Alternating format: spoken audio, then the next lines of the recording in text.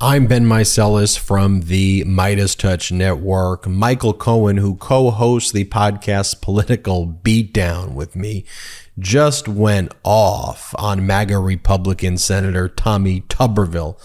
Tommy Tuberville right now is single-handedly blocking all confirmations of our top military leaders. He is single-handedly blocking promotions, and he is causing a great deal of problems and disturbances in our military leadership. Did you know this is the first time in about 100 years that the Marines are without a confirmed commandant because Tommy Tuberville's conduct? Now, you may be saying, why is Tommy Tuberville doing this? And Tommy Tuberville would say, because the Pentagon has an official policy right now of making reimbursement payments for women who seek reproductive care, Tommy Tuberville wants to teach the Defense Department a lesson here because he believes that that is a violation of the law. That's what he said on an interview. He wants to teach the Department of Defense a lesson. So,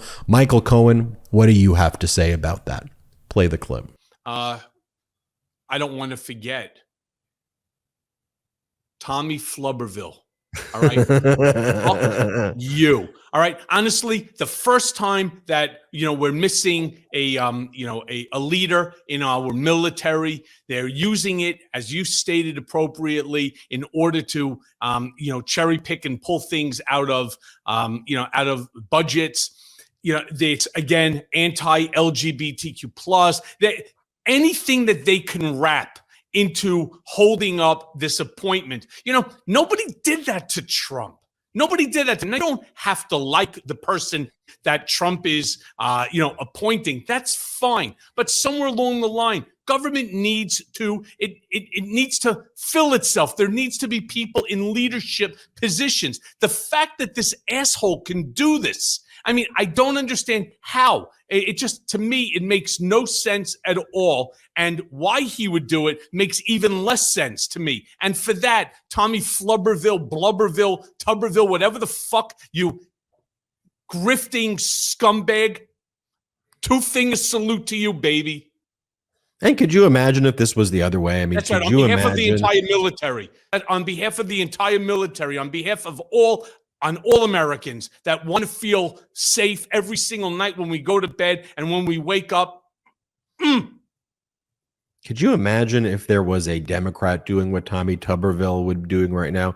Could you imagine the outrage, wall-to-wall coverage from the media? That's why we focus on it here. I want to run down what these MAGA Republicans are doing. Here's MAGA Republican Congressmember Rosendale talking about his big important issue in the NDAA. Play this clip. Weakening our military, it is not making it stronger. We have drag shows taking place at Malmstrom Air Force Base. There are 150 ICBM missiles that are being controlled by that Air Force Base and by these individuals. I don't want someone who doesn't know if they are a man or a woman with their hand on a missile button. Here is Marjorie. I'm sorry, and why? And why? Okay, you don't want it. Who gives a shit what you want? All right, you fucking racist pig. All right, that's all that you are. You're just a fucking hater. That's all that he is. And somehow or another, this hater managed to convince a bunch of idiots to vote for him. Think about this also. Tubbyville over there, right? He voted against the PACT Act, which is to benefit veterans. And yet, look at what he's doing. I'm blown away. I'm blown away that Republicans don't end up censoring him or this idiot. Take your white privilege, your racist, misogynistic, homophobic ass, and then just go fuck yourself. Go back to the fucking mountains where you came from. Live with the group of people that believe the same shit that you do. Procreate all the fuck that you want, but just leave us all alone so that our democracy could continue to thrive, that we as people, that we can get rid of the divisiveness that's going on in this country. And the divisiveness is a direct result of idiots like that. No doubt about it. And idiots like this is Marjorie Taylor Greene's floor speech from earlier in the day, attacking Ukraine. Play this clip. America. Amendment number 6 directs the president to withdraw the U.S. from NATO. My amendment would direct the president withdrawal from NATO. They are not a reliable partner whose defense spending should be paid for by American citizens. For the better part of the last decade, Germany has contributed only around 1% of its GDP to finance NATO obligations, while the United States is paying around 4% of our GDP to defend NATO countries. The United States has been financing and promising to defend NATO countries for decades and paying more than its fair share. Western European countries could and should be stepping up their financial contributions to ensure the security of NATO. Instead, they are entirely beholden to Russia, and the U.S. taxpayer is expected to foot the bill. Amendment number 110 prohibits the provision of F-16 fighter jets to Ukraine. My amendment would prohibit the U.S. from sending F-16 fighter jets to Ukraine. Providing F-16 fighter jets to Ukraine will not only deplete our own fighter fleet, but it will escalate the proxy war with Russia, which is a nuclear power, rather than implementing diplomatic solutions. Again, we should not be funding war. We should be pushing for peace. Amendment number 113 prohibits the provision of long-range missiles to Ukraine. My amendment prohibits the U.S. from sending long-range missiles to Ukraine.